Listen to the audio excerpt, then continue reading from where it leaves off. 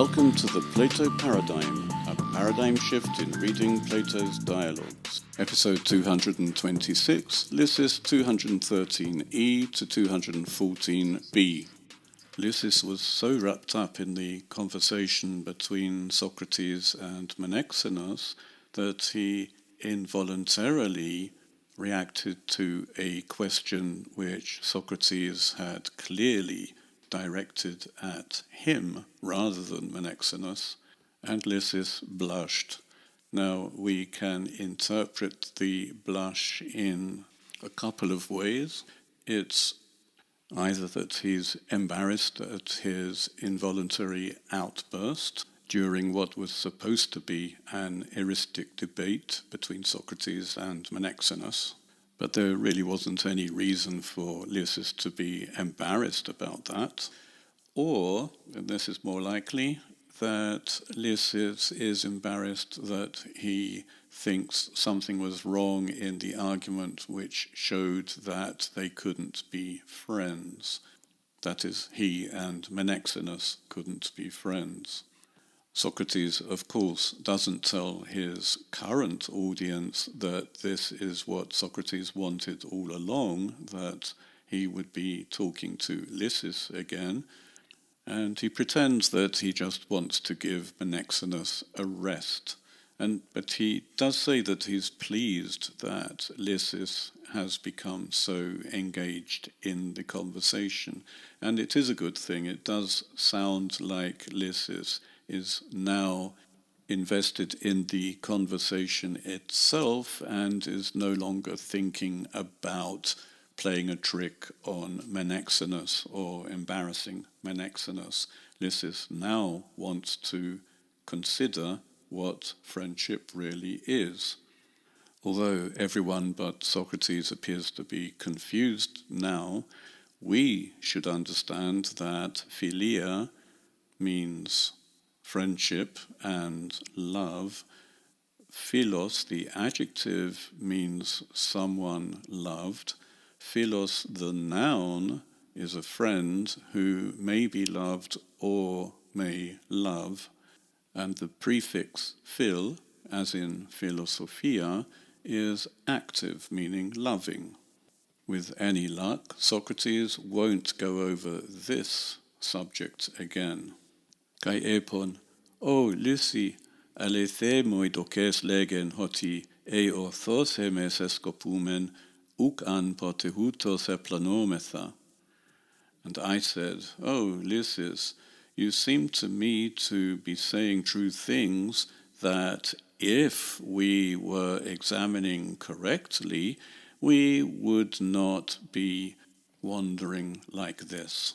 To wander is a verb Socrates likes to use when, in any dialogue, the elenchus, the investigation, normally led by Socrates himself, leads them from one opinion to another and back again. That is wandering. And Socrates is now quite happy to say that they have been wandering because they have been investigating incorrectly. The verb he uses is skopeo, which is to look at. They haven't been looking at whatever correctly. And we also get from skopeo the frequentative verb skepto, to keep looking at something.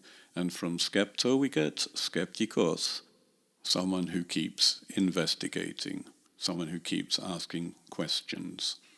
Alla tautemen meketi iomen. But let's no longer go in this direction. Well, that's good. We get a change of subject. Kaigar chalepetis moi fainetai hosper hodos he skepsis. For too, the investigation seems to be something difficult, like a road. The image of a road is interesting because it implies that while investigating, we proceed towards a destination. Saying we should stop an investigation just because it's difficult sounds like an excuse, and it is an excuse. The investigation was not at all difficult. Socrates made it sound confusing. By the way, the image of the road doesn't square with the image of wandering. A marsh on a foggy night might have been preferable. Hede trapemen, dokemo ichrenai ienai, scopunta catatus poietas. But in the area where we turned, it seems to me necessary for one examining according to the poets to go. The image of wandering now fits even less well, since we have to retrace our steps to a road which turned off from the road which we took. This would not have been possible had we just been wandering. And it is a fact in this dialogue that every part of the conversation so far is neatly wrapped up. There's a beginning, middle, and end to the conversation. Even Socrates' interlocutors change. Let's now hear Socrates' excuse for bringing up the poets. Hutoi gar heimin hosper pateres tes Sophias esin kai hegemones, for they are to us like fathers and leaders of expertise. The main reason poets are treated with respect in the ancient world is because they seemed to have access to the divine. They spoke in a funny way. They would say that what they were saying was from the gods. They praised the goddess, the muse, who gave them their powers, and so on. The reason why poets spoke in a funny way is that in the oral tradition, people found that they could remember thousands of lines if they used hexameter. They might have used any other meter, but hexameter really worked for them. Da-di-di-da-di-da-di-da-di-da-di-da-da. That's that sort of meter. It worked so well that even the oracle in Delphi had to answer in meter. Does Plato think that the poets are inspired? From the way he uses and abuses them in other dialogues, we can safely say that he does not think that they are divinely inspired. Socrates himself, at least the Platonic Socrates, also makes fun of them, but his interlocutors seem to take poets seriously, and therefore Socrates has to seem to take them seriously. It seems to me that poets are quite useful for Plato because they introduce some false concepts or half-truths which are worth considering, if only to refute them later in the dialogue. Legus ide depu, faulos apophenomenoi periton philon, hoi tun chanusin ontes. They say, when they're declaring not unworthily about friends, who they happen to be. Ala ton theon auton facin, poien philus autus, agonta par allelus. They say that the god himself makes friends themselves, leading them to each other. Legus idepos tauta hos egomai hodi. For they say these things somehow, as I think, in this way. And now Socrates quotes a line of hexameter. This is one line. They say it, all the poets say it, so we may deduce that this is in the Homeric tradition, and many rhapsodes declaim this line, among other lines, of course. Aie toi ton homoion age theos hos ton homoion.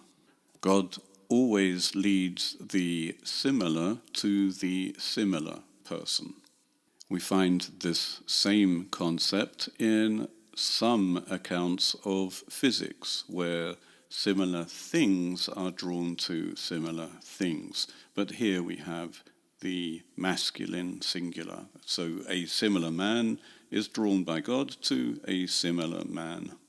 This is a very simple concept. We didn't really need to adduce poets for the idea, but the poets are there to add some authority. The boys will take this seriously because the poets say it. Socrates then completes the idea in his own words, kai poie gnorimon, and makes him an acquaintance. Euk entetuchekas tu tois ephesin? Or haven't you encountered these words? Egog ephe.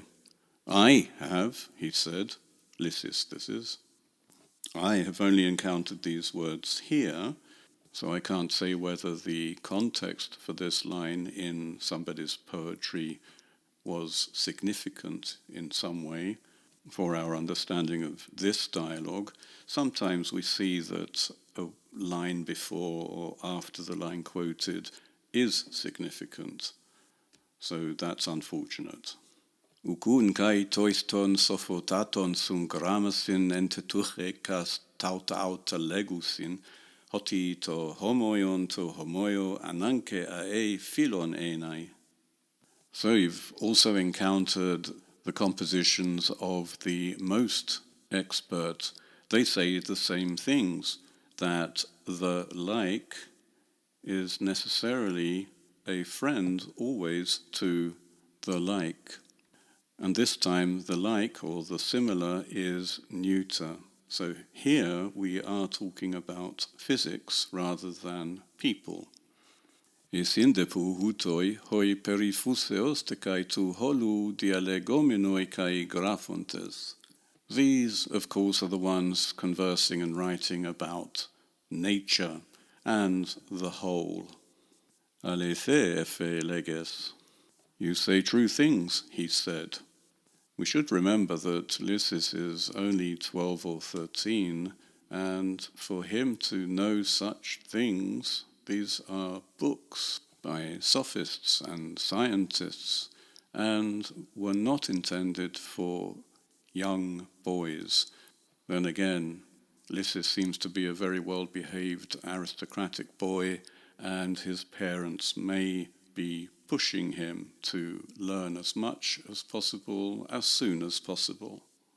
By the way, notice how much the poets have contributed to this conversation. They have one line that God has brought one similar man to another similar man. That's it. That's all they had to say. And now Socrates has moved on to scientists to generalize the rule that any like thing is drawn to like, although they don't talk about God drawing similar things together.